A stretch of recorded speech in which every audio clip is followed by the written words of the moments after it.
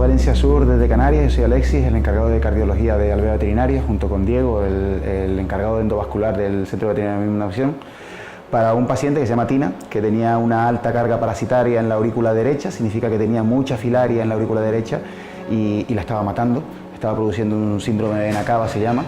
Junto con los compañeros de Valencia Sur lograron estabilizar al paciente el tiempo suficiente como para que llegáramos desde Canarias para acá para realizar una técnica endovascular. Realmente lo que hemos hecho mediante cateterismo es acceder a la aurícula derecha para vaciar completamente la aurícula derecha de filaria y después pasar a la arteria pulmonar para también descargar la carga parasitaria de la arteria pulmonar.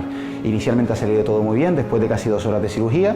Tina se recupera estupendamente en la hospitalización de Valencia Sur y yo espero que va a tener una vida larga y plena. Un saludo a todos.